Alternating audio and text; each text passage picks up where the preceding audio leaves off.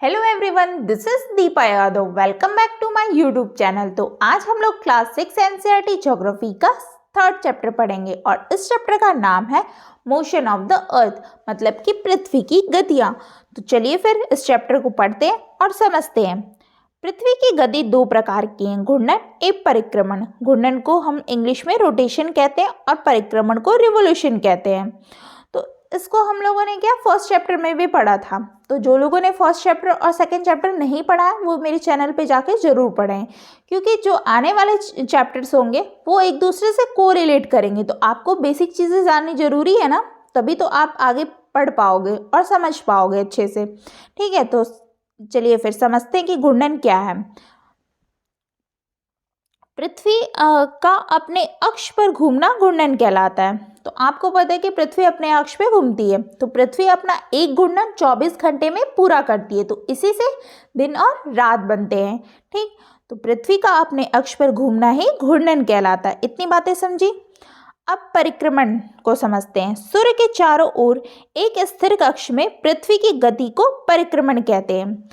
क्या होता है कि पृथ्वी अपने अक्ष पे तो घूमती ही है, ठीक है, तो अपने अक्ष के साथ साथ वो सूर्य के चारों ओर एक स्थिर कक्ष में भी वो अपनी गति करती रहती है। ठीक है, तो वही कह रहा है कि सूर्य के चारों ओर एक स्थिर कक्ष में पृथ्वी की गति को परिक्रमण कहते हैं, जिसे हम रिवोल्यूशन भी कहते हैं। ठीक, इंग्लिश में रिवोल्यूशन कहते हैं।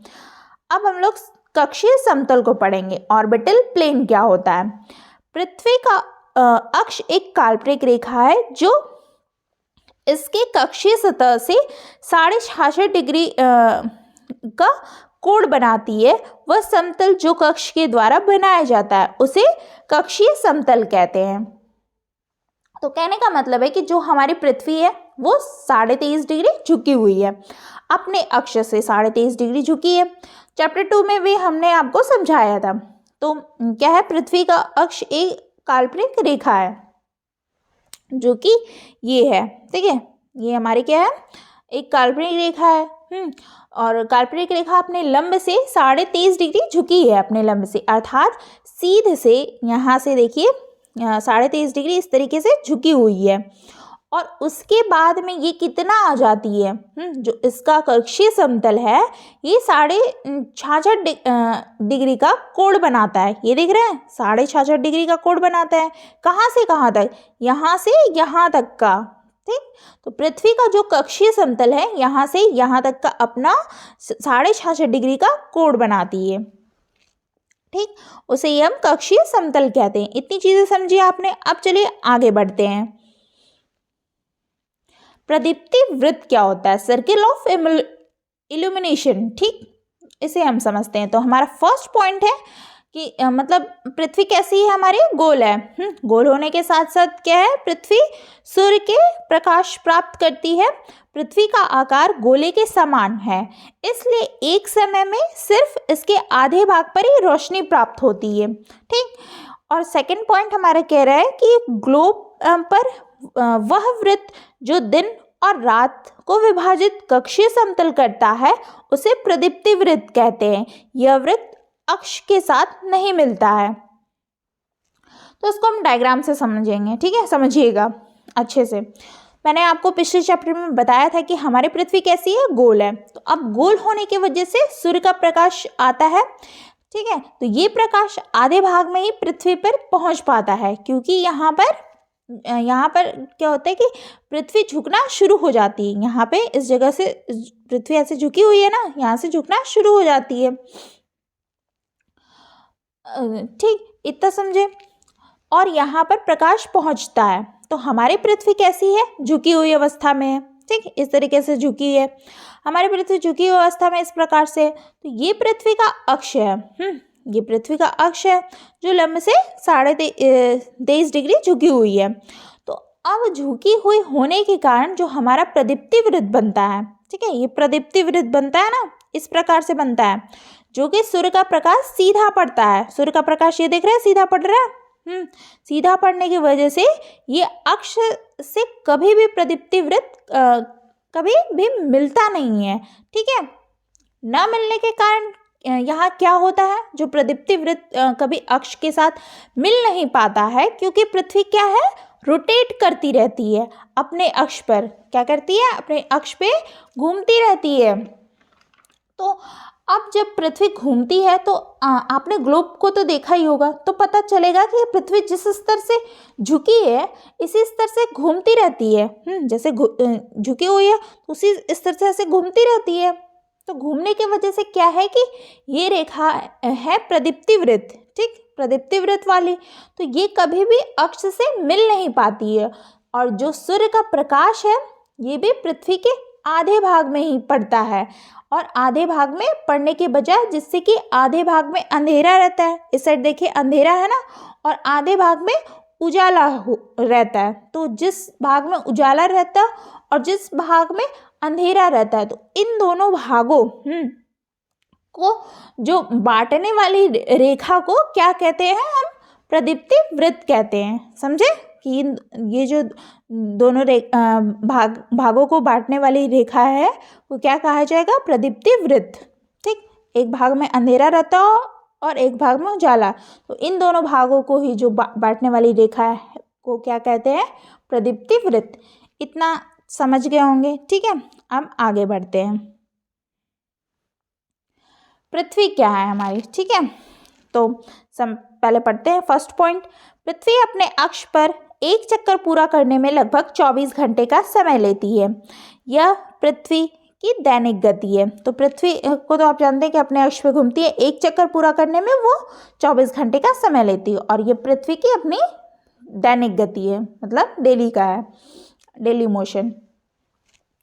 सेकेंड पॉइंट कहता है कि पृथ्वी को सूर्य की एक परिक्रमा पूरी करने में 365 दिन 6 घंटे लगते हैं, ठीक। तो आप लोग अक्सर कहते हैं ना कि 365 दिन लगते हैं, हाँ, जो एक साल में 365 दिन होता है, और इतने में जो पृथ्वी है सूर्य के चारों ओर चक्कर लगा लेती है।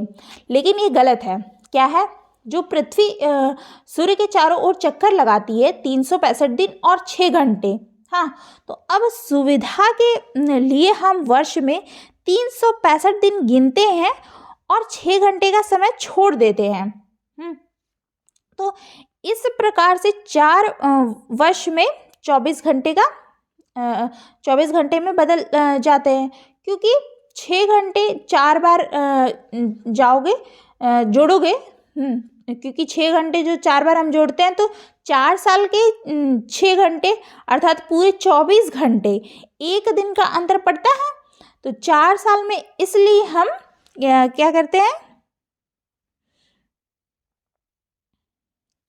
इसलिए हम इसके अतिरिक्त एक दिन का अंतर होता है, इसके अतिरिक्त दिन को फरवरी के महीने में जोड़ा जाता है।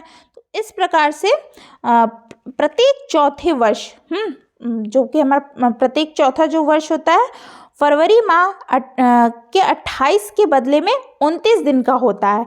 इसी प्रकार हर चौथा वर्ष 366 दिन का होता है, और इसे ही हम लीप वर्ष कहते हैं, ठीक है। इतनी चीज़ें समझी। 4 साल में एक बार आता है ना हमारा लीप वर्ष, जो 366 दिन का होता है, ठीक। इतनी चीज़ें समझे। अब चलिए आगे बढ़ते हैं। पृथ्वी की दैनिक गतियों का प्रभाव, effect of earth daily motion, ठीक।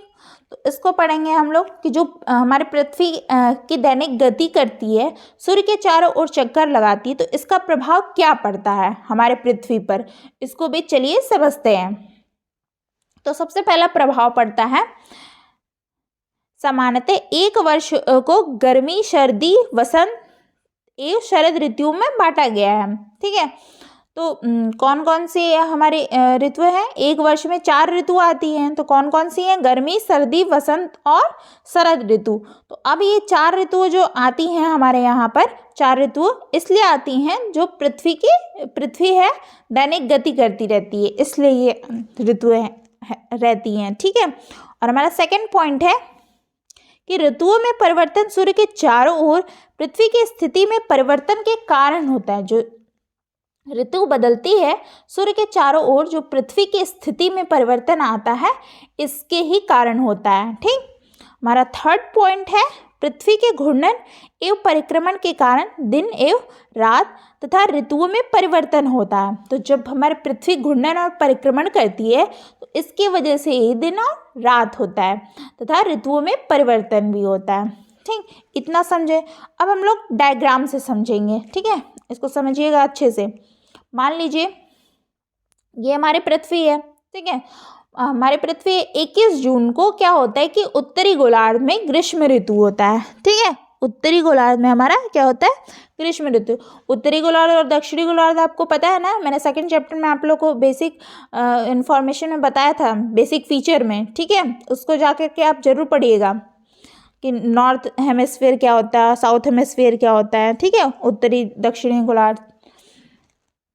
तो समझिए, उत्तरी गोलार्ध में ग्रीष्म ऋतु है, ठीक होती है, और दक्षिणी गोलार्ध में क्या होता है, शीत ऋतु होती है।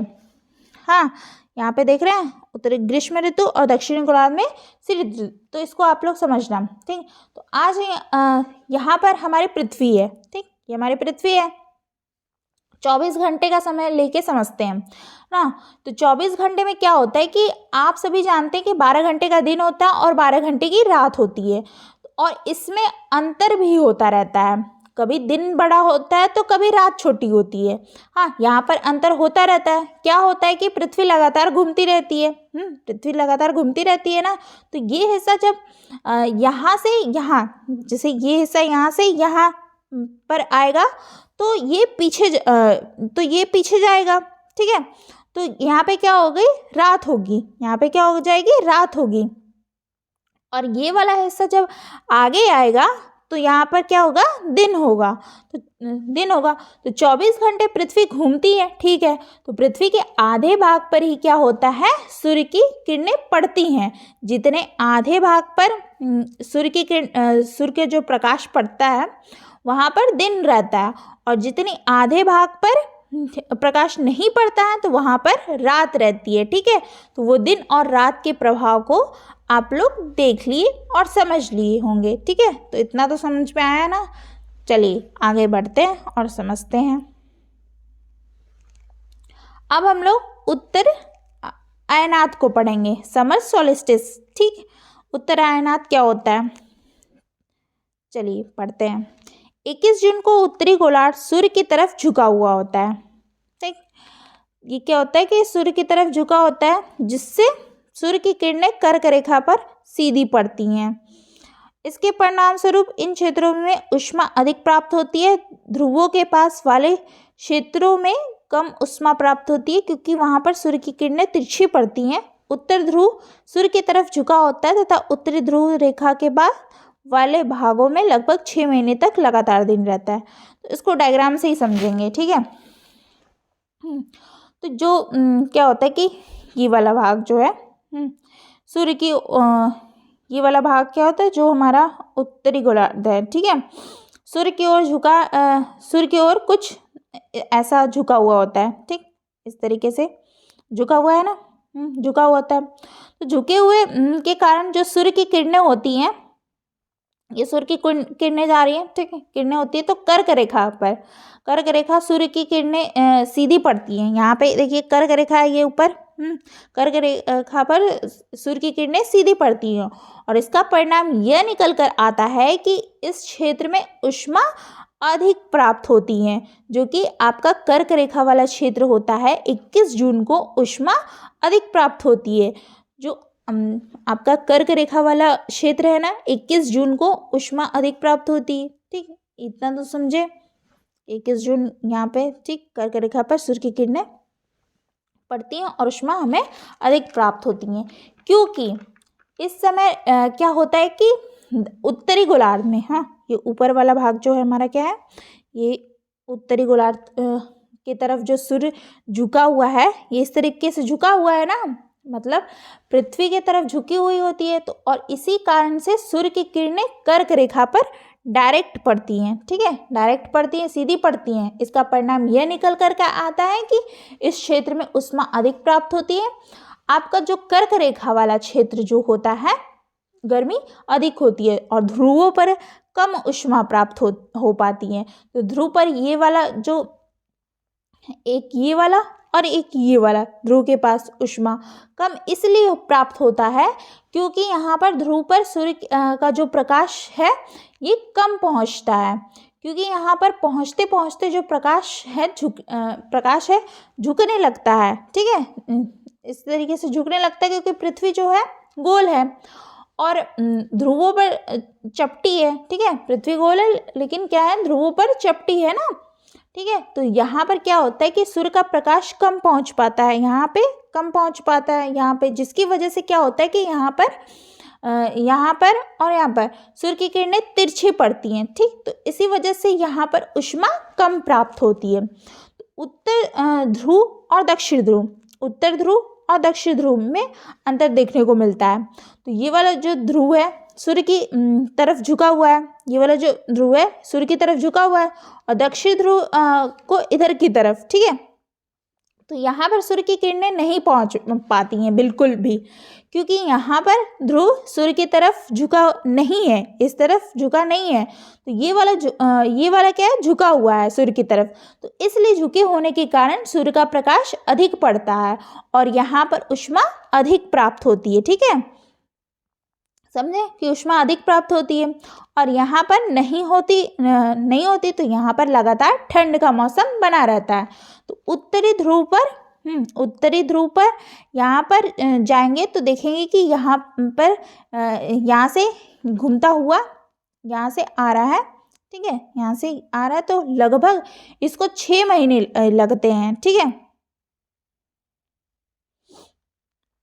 यहाँ से जैसे इस तरीके से घूमता हुआ ये यहाँ से जब यहाँ आता है तो इसको लगभग 6 महीने लगते हैं यहाँ से यहाँ आने में। तो ये वाला जो एरिया है और जो ये वाला एरिया है, ठीक है, तो ये एरिया में हम लोग सूर्य का प्रकाश डायरेक्टली मिलता है। ठीक, ये वाला एरिया और ये वाला एरिया में, ठीक है, सूर्य का प्रकाश डायरेक्टली मिलता है इस जगह भी और इस जगह भी। ठीक है, तो पर 6 महीने का मतलब सूर्य की किरणें तिरछी पड़ती हैं, तो इस वजह से यहाँ पर 6 महीने तक सूर्य निकला रहता है। ठीक है, यहाँ पे क्या होता है कि सूर्य निकला रहता है, यहाँ पे दिन रहता है। अब आगे बढ़ते हैं। ठीक,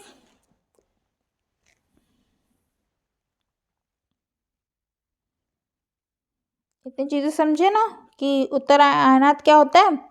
हाँ, 21 जून को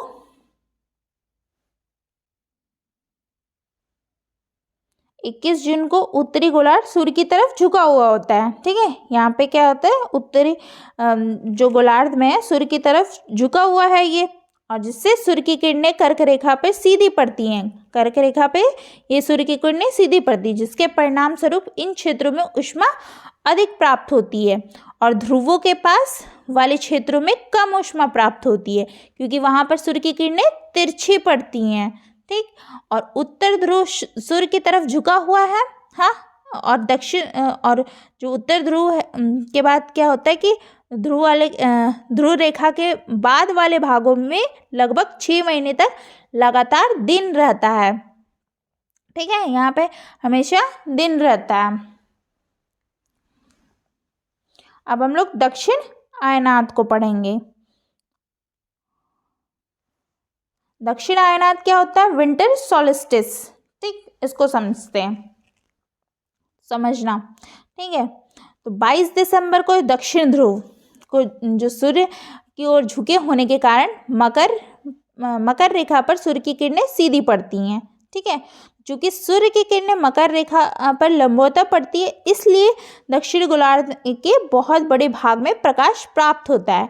इसलिए दक्षिणी गोलार्ध में लंबे दिन तथा छोटी रातें वाली ग्रीष्म ऋतु होती है। तो इसको भी डायग्राम से समझते हैं, तो समझिएगा। 22 दिसंबर को दक्षिणी गोलार्ध में, ठीक है, इस साइड यहाँ वाला देखिएगा। ठीक, तो यहाँ हमारा 22 दिसंबर को दक्षिणी गोलार्ध में, ठीक है, इस साइड नीचे वाले भाग में। हाँ, तो सूर्य की तरफ झुका हुआ है। हाँ, यहाँ पे थोड़ा सा विपरीत हो जाता है, उल्टा। तो उत्तरी गोलार्ध में क्या होता है कि जो सूर्य की तरफ उल्टा होता है, तो मतलब कि इधर की तरफ झुका हुआ होता है, यहाँ पे झुका हुआ है नीचे में दक्षिणी गोलार्ध में, लेकिन उत्तरी गोलार्ध में झुका नहीं होता है। तो पृथ्वी तो ऐसी ही है ना, झुकी हुई है। पृथ्वी क्या है हमारी, इस तरीके से झुकी हुई है। तो यहाँ से यहाँ तक आने में क्या होता है कि उत्तरी गोलार्ध में जो होता है ये सूर्य की तरफ नहीं झुका होता है। ठीक है, उत्तरी गोलार्ध में हमारा सूर्य की तरफ नहीं झुका होता है, तो और दक्षिणी गोलार्ध वाले जो एरिया है सूर्य की तरफ झुका हुआ है, मतलब झुक जाता है। तो यहाँ पर क्या होता है कि लंबा दिन होता है और यहाँ पर छोटा भी होता है। यहाँ पर लंबी लंबी रातें भी होती हैं और यहाँ पे छोटे छोटे दिन भी होते हैं। तो यहाँ पर क्या कहता है कि 21 जून, इस जगह पे क्या कहता है कि 21 जून को का जो समय होता है उत्तरी गोलार्ध जो होता है, ठीक है, उत्तरी गोलार्ध जो मतलब ऊपर वाला भाग, हाँ, तो सूर्य की तरफ झुका हुआ होता है। हाँ, इस तरीके से झुका होता है। और 22 दिसंबर को क्या कहता है कि 22 दिसंबर को इधर के साइड में क्या होता है कि दक्षिण गोलार्ध में इस साइड में झुका होता है। ठीक है, उत्तरी गोलार्ध में नहीं झुका होता है सूर्य की तरफ, तो और इधर सूर्य की तरफ झुका होता है। ठीक, तो अब इस समय क्या होता है कि उत्तरी गोलार्ध सूर्य की तरफ झुकता है। उत्तरी गोलार्ध सूर्य की तरफ ये इस तरीके से झुका है, तो दक्षिण गोलार्ध सूर्य की तरफ नहीं झुकता है, इस साइड ये वाले भाग में नहीं झुकता है। तो यहाँ पर शीत ऋतु होती है। ठीक, इस जगह पे शीत ऋतु होती है और यहाँ पे ग्रीष्म ऋतु होती है।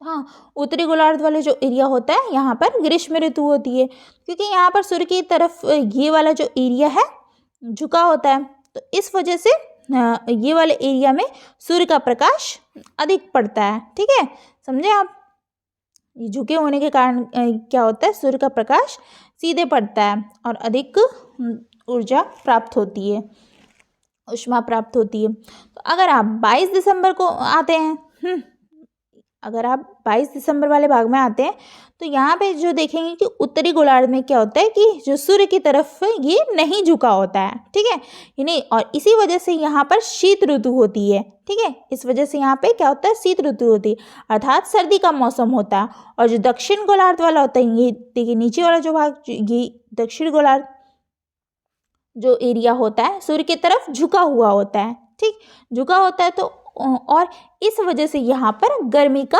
मौसम बना रहता है। ठीक, इतनी चीज़ें समझी आपने। तो वही कह रहा है कि यहाँ पे इसके ठीक विपरीत स्थिति उत्तरी गोलार्ध में होती है, मतलब कि यहाँ पे कह रहा है कि उत्तरी गोलार्ध में इसकी ठीक विपरीत होती है। और पृथ्वी की इस अवस्था को दक्षिण आयान कहा जाता है। हाँ, और उल्लेखनीय ऑस्ट्रेलिया में ग्रीष्म ऋतु में क्रिसमस का पर्व मनाया जाता है। ये आप लोग के बुक में मेंशन था, तो मैंने इसलिए इसको भी इंक्लूड कर लिया। ठीक है, ये कभी कभी एग्जाम में पूछ भी देता है। ऑस्ट्रेलिया में ग्रीष्म ऋतु में क्रिसमस पर्व मनाया जाता है। ठीक, तो आपको उत्तर आयान और दक्षिण आयान समझ में आया होगा। ठीक है, समर सॉलिस्टिक्स और विंटर सॉलिस्टिक। ठीक, अब आगे बढ़ते हैं। विषुव क्या है, इक्विनोक्स। ठीक है, इक्विनोक्स को पढ़ते हैं अब हम लोग। ठीक, तो यहाँ पे फर्स्ट पॉइंट देखिए क्या कह रहा है कि 21 मार्च 23 सितंबर को सूर्य की किरणें विषुवत वृत्त पर सीधी पड़ती हैं। इस अवस्था में कोई भी ध्रुव सूर्य की ओर नहीं झुका हुआ होता है, इसलिए पूरी पृथ्वी पर क्या होता है कि दिन और रात दोनों बराबर होते हैं, इसे विषुव कहा जाता है।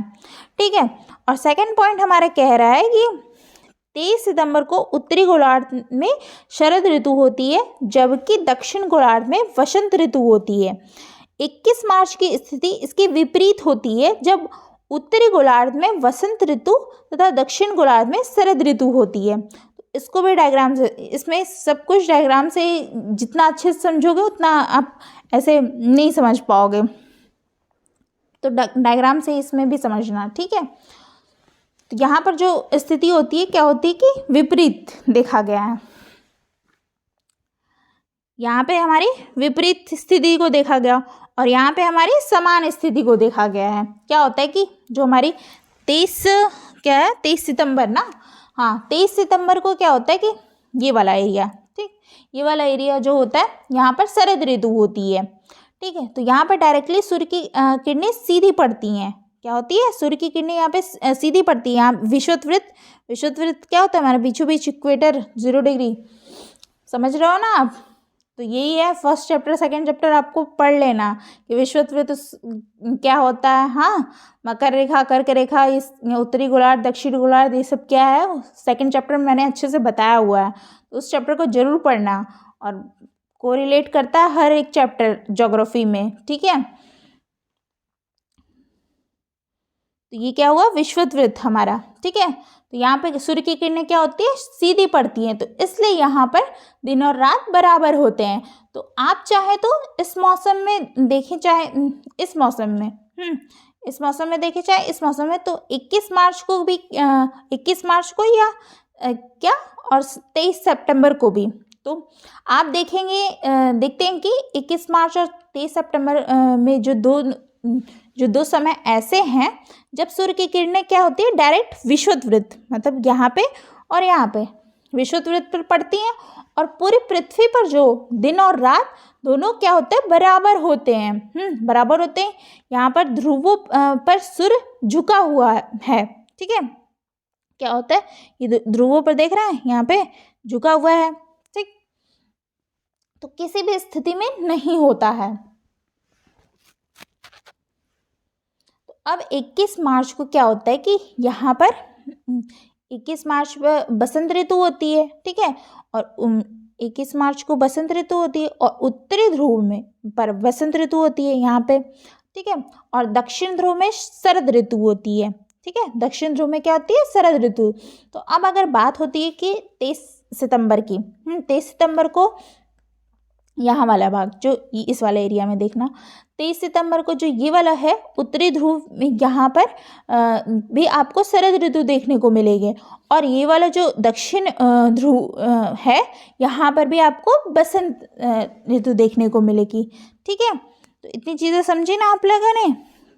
यहाँ पे वही चीज़ कह रहा है कि 23 सितंबर को उत्तरी गोलार्ध में शरद ऋतु होती है, जबकि दक्षिण गोलार्ध में बसंत ऋतु होती है।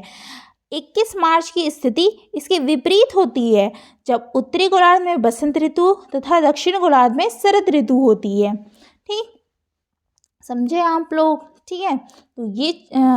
तो ये आज का जो चैप्टर है, इस चैप्टर के जो भी इम्पोर्टेंट टॉपिक थे, ये चैप्टर यहीं पे आज कंप्लीट होता है।